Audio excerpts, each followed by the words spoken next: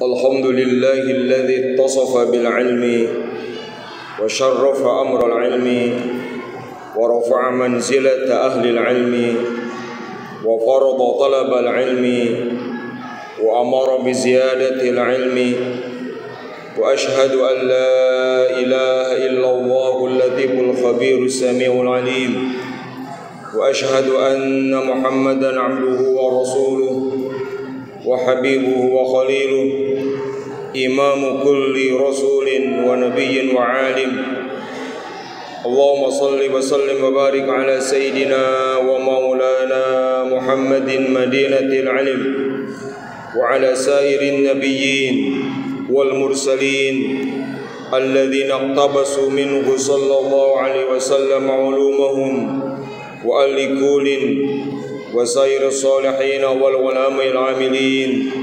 والمتفقهين في الدين على منهج سلفهم أما بعد فيا إخوتي الحاضرون أوصيكم ونفسي بتقوى الله فقد فاز المتقون فاتقوا الله بالعلم واعملوا الصالحات بالعلم وانتهوا عن السيئات بالعلم وقد قال تعالى أعوذ بالله من الشيطان الرجيم وما كان المؤمنون لينفروا كافة فلولا نفر من كل فرقة منهم طائفة ليتفقهوا في الدين ولينذروا قومهم إذا رجعوا إليهم لعلهم يحذرون Sadaqallahul Azim. Hadirin jamaah Jumat sekalian, di antara pesan besar Rasulullah SAW bagi kita sebagai Muslim adalah thalabul ilmi, belajar ilmu agama atau tafaqquh fiddin, belajar untuk terus meningkatkan pemahaman agama. Al-Imam Ibnu Hajar Al-Haytami ketika mensyarahi hadis taqwa, ittaqillaha haitsuma kunta, kata Nabi, takwalah kamu dimanapun, kapanpun, dimanapun kamu berada, sedang dalam posisi apapun, bertakwalah pada Allah. Takwa tidak mengenal zona, tidak mengenal tempat, tidak mengenal waktu, tidak mengenal musim. Haitsuma kunta, dimanapun kapanpun harus takwa. Ketika mensyarahi itu, Al-Imam Ibnu Hajar mengatakan haqiqatu taqwa mutawaqqifatun 'alal ilmi idzil jahilu la ya'lamu kaifa yattaqi la min janibil amri wala min janibin nahyi. Hakikat takwa itu membutuhkan ilmu. Untuk bisa mewujudkan ketakwaan yang Rasul perintahkan itu butuh ilmu.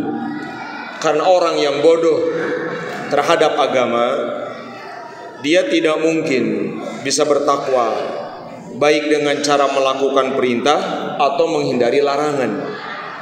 Untuk tahu mana yang Allah perintahkan, untuk tahu mana yang Allah larang, maka kita butuh ilmu agama.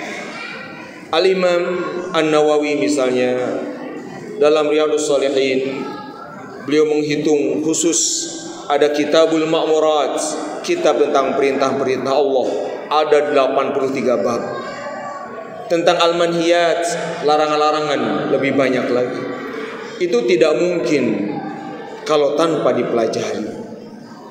Maka itu sekalian, thalabul ilmi di dalam hadis sahih Ibnu Majah, thalabul ilmi fariidatun ala kulli muslimin. Belajar ilmu agama adalah fardu ain kepada setiap muslim, yaitu belajar ilmu yang membuat kita bisa bertakwa kepada Allah Subhanahu wa taala. Sehingga dikatakan dalam riwayat lain, ma'ubidallahu bisyai'in afdala min fiqhin fid din. Tidak ada ibadah terbaik kepada Allah, tidak ada kehambaan yang terbaik melebihi paham dalam agama. Rasulullah pun mengatakan, bahkan oleh Imam Bukhari dijadikan judul bab, bahwa ciri orang yang dikehendaki akan mendapat kebaikan besar dari Allah adalah dia diberi paham agama. May yuridillahu bihi khairan yufaqihu fiddin. Siapa orang yang Allah kehendaki mendapat khairan, ay khairan aziman, kebaikan besar, dia akan diberi paham agama. Sedangkan kata Imam Al-Bukhari, wa innamal ilmu bitta'allum, sedangkan ilmu hanya bisa diraih dengan cara belajar. Hadirin sekalian, ini yang kita lupakan selama ini. Boleh kita lihat bahwa majelis-majelis ilmu di tiap RT, di tiap RW, di tiap masjid, boleh kita lihat tidak sepenuh Jumatan sekarang. Saya berani bertaruh, jika setiap majelis ilmu, misalnya majelis ilmu di majelis ini seramai dan sepenuh Jumatan sekarang, saya yakin, seyakin-yakinnya kaum muslimin akan paham, akan maju, akan kuat. Bukan tentang sholat subuh. Sebagian orang mengatakan kalau sholat subuh seramai sholat Jumat, Islam akan maju. Belum tentu. Karena bisa jadi yang sholat subuhnya orang-orang bodoh, hanya semangat agama saja, nggak punya ilmu. Tetapi kalau masjid ini setiap majelis mingguannya, ngaji rutinannya, tiap maghribkah, tiap subuhkah, seramai sholat Jumat ini, saya kira tidak perlu menunggu waktu lama. Kejayaan Islam, keberkahan hidup akan hadir di setiap rumah kita. Karena kalau ibadah fardu dilakukan, pasti keberkahan Allah turunkan. Hadirin sekalian, saking pentingnya thalabul ilmi ini, Al-Imam Asy-Syafi'i sampai mengatakan thalabul ilmi afdalu min sholatin nafilah. Belajar ilmu agama yang fardu ain tadi, yang menjadi syarat ketakwaan, itu lebih baik daripada sholat sunat.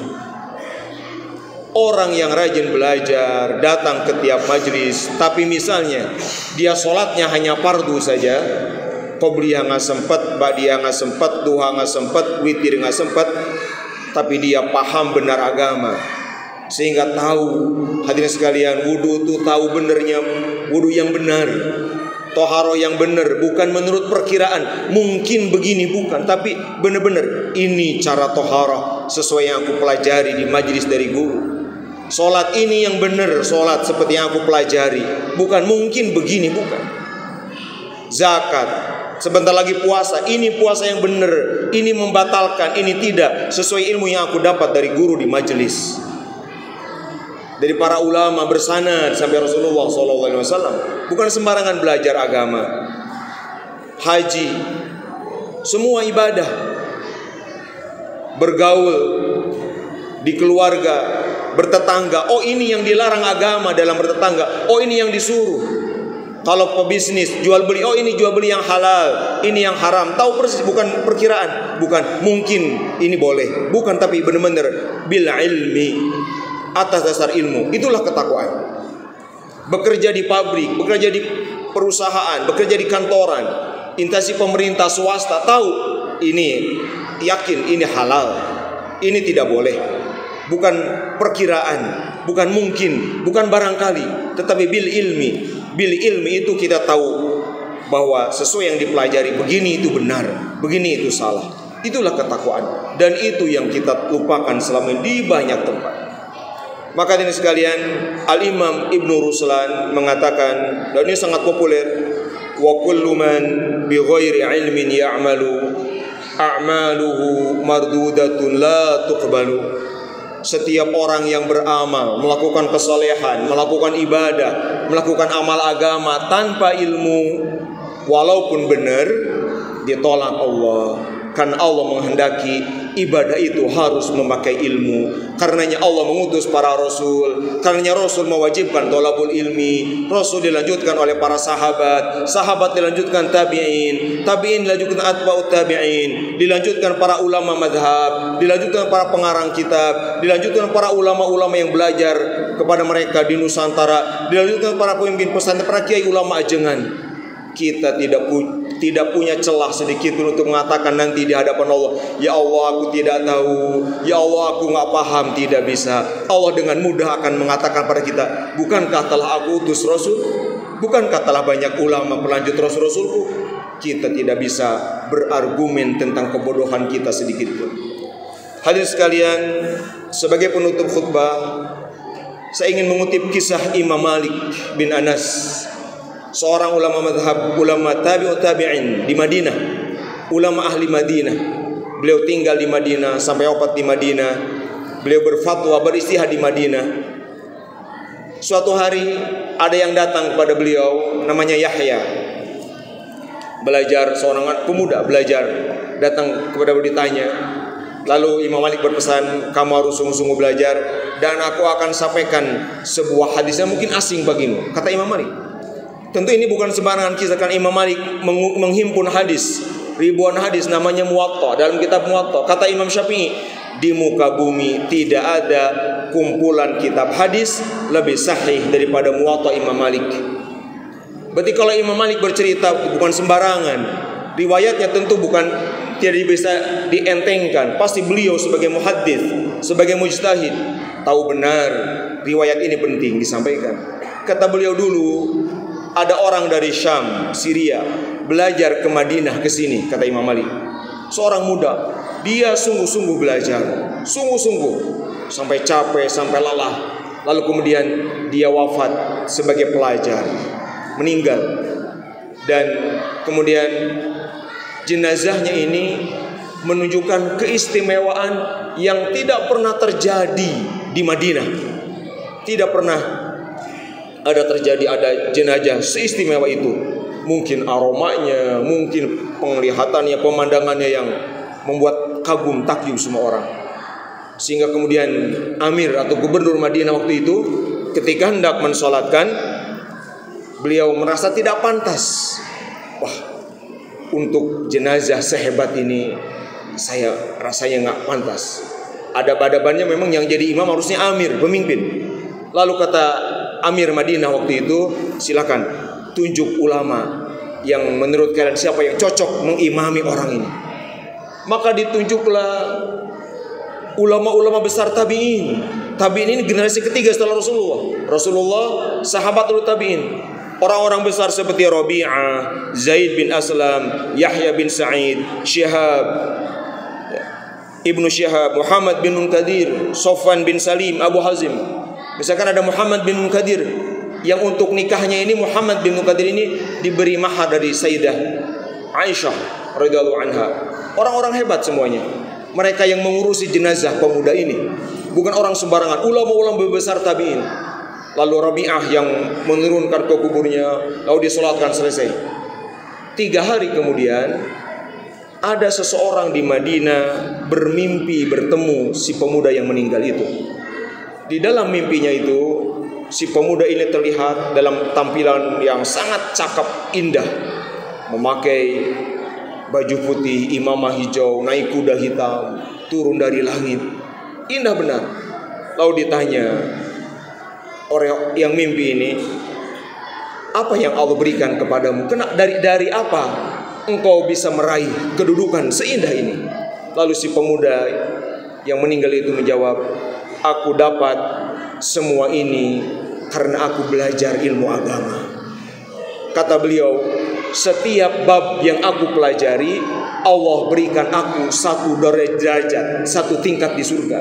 Likulli babin darajatun fil jannah. Setiap bab yang aku tuntas pelajari, aku dapat naik tingkat di surga. Tetapi kata pemuda ini, tetapi tingkatanku di surga, levelku di surga belum mencapai Rasulullah. Aku masih terpaut jalak dengan Rasulullah, masih terhalang 2 level lagi. Level tertinggi surga diisi Rasulullah bersama para nabi. Lalu di bawahnya ada level para sahabat-sahabat Rasulullah.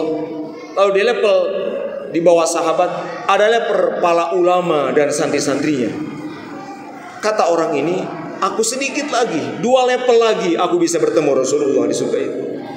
Tapi kemudian kata beliau, Allah ternyata punya kebaikan, bahwa siapapun orang yang pernah belajar pada agama, berguru pada ulama, dia dan mencintai ulama yang diguruinya itu, dia akan disamakan derajat dengan para ulama.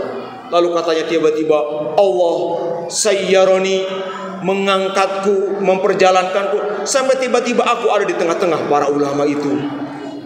Karena aku belajar, bukan karena aku ulama, kata beliau.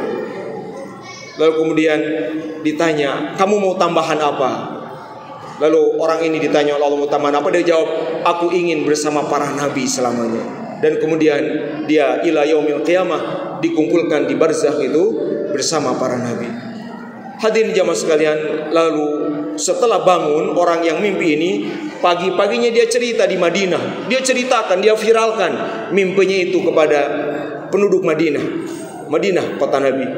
Lalu kata Imam Malik, setelah cerita itu tersebar, banyak orang-orang sepuh yang sama seusia denganku, dulu bareng-bareng belajar dengan aku, udah berhenti belajar karena udah sepuh. Udah berhenti karena udah sepuh, bukan karena malas, karena emang udah sepuh. Dan memang mereka belajar dulunya sama seperti aku. Kata Imam Malik, mereka setelah mendengar cerita itu, mereka giat lagi belajar. Mereka sungguh-sungguh belajar lagi yang tadinya karena udah sepuh, udah repot, udah lemah, berhenti, lalu belajar lagi semuanya. Dan di antara mereka ada yang kemudian mencapai makom keulamaan karena setelah tua masih tetap belajar. Hadirin jamaah sekalian, jika kisah Imam Malik ini memotivasi penduduk Madinah, bahkan yang sudah sepuh sekalipun, untuk kembali belajar thalabul ilmi, mudah-mudahan ini pun mendorong kita untuk mulai hari ini kita memenuhi majelis-majelis ilmu kita. Karena itulah saya pikir pondasi ketakwaan kita. Mari penuhi itu, sambut sebagai itu fardu ain. Kalau kita hadirin lelah kerja 8 jam sehari, lelah ngantor, lelah berjualan, lelah berdagang, lelah apapun profesi kita, mengapa kita tidak lelah untuk akhirat? Kapan kita lelah untuk agama? Berapa jam kita sisihkan dalam sepekan? Kalau kerja sehari 8 jam, kalau jualan sehari berapa jam? Mari kita jawab bersama. Untuk kita, untuk saya pribadi, untuk semua, berapa jam yang akan kita luangkan untuk agama? Berapa jam yang akan kita luangkan untuk akhirat? Beranikah kita mengatakan, kalau saya sibuk untuk kerja, untuk bisnis, untuk apapun, saya pun harus sibuk untuk agama? Kalau saya sering mengatakan, maaf capek, maaf lelah, maaf nggak ada waktu, mengapa untuk urusan akhirat yang itu sesungguhnya tujuan hidup kita, kenapa kita tidak berani meluangkan waktu? Mari sambut perintah Rasul ini. Kata Allah dalam Al-Quran tadi, liyatafaqahu fiddin, harus ada orang yang belajar agama. Dan fardu ain bukan tanggung jawab sebagian, tetapi tanggung jawab individu kita masing-masing. Qala ta'ala, wa ma kana al-mu'minuna liyanfiru kaffah falawla nafara min kulli firqatin minhum ta'ifatun yatafaqahu fid-din wa liyunziru qaumahum idza ruja'a ilaihim la'allahum yahdharun. Barakallahu wa lakum bima fihi min al-ayati wa dzikril hakim wa taqabbala minni wa minkum tilawatahu innahu huwas samiul alim.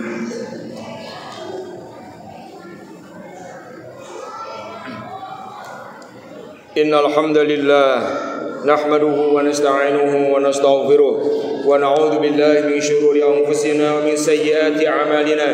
Man yahdihillahu fala mudilla lahu wa man yudlil fala hadiya lahu. Asyhadu an la ilaha illallah wahdahu la syarika lahu wa asyhadu anna Muhammadan 'abduhu wa rasuluhu. Amma ba'd. Wa ya ikhwatal hadirun, ittaqullaha haqqa tuqatih wa la tamutunna illa wa antum muslimun. Wa 'alamu anna Allah ta'ala amara bi amrin bada fi bi nafsi faqala inna Allaha wa malaikatahu yusalluna 'alan nabi ya ayyuhalladzina amanu sallu 'alaihi wa sallimu taslima. Allahumma shalli wa sallim wa barik 'ala sayyidina Muhammad wa radhiyallahu tabaraka wa ta'ala an kulli sahabati Rasulillah ajma'in. Allahumma ighfir lil muslimina wal muslimat wal mu'minina wal mu'minat al ahya'i minhum wal amwat. Allahumma faqihna fid din wa 'allimna ta'wil. Allahumma faqihna fid din wa 'allimna ta'wil. Allahumma faqihna fid din wa 'allimna ta'wil. Allahumma rabbana la tuzigh qulubana ba'da idh hadaytana wa hab lana min ladunka rahmatan innaka antal wahhab. Allahumma rabbana atina min ladunka rahmatan wa hayyi lana min amrina rasyada. Allahumma ya qawiyyu ya matin. Allahumma ya dzal jalali wal ikram. Allahumma la takilna تكلنا إلى أنفسنا ولا إلى أحد من خلقك طرفة عين واصل لنا شؤوننا كلها بما أصلحت به الصالحين اللهم ربنا زدنا علما وارزقنا فهما اللهم ربنا زدنا علما وارزقنا فهما اللهم ربنا زدنا علما وارزقنا فهما اللهم اجعلنا وإياهم بحفظك وعيادك وعبادك وعيالك وجوارك وعمنك وأمانتك وحزبك وحرزك وسترك ولطفك من كل شيطان وسلطان وإنس وجان وباغ وحاسد وسبع وحية وأقرب ومن شر كل دابة أنت آخذ بناصيتها إن ربي على صراط مستقيم ربنا آتنا في الدنيا حسنة وفي الآخرة حسنة وقنا عذاب النار والحمد لله رب العالمين عباد الله إن الله يأمر بالعدل والإحسان وإيتاء ذي القربى وينهى عن الفحشاء والمنكر والبغي يعظكم لعلكم تذكرون واذكروا الله يذكركم ولذكر الله أكبر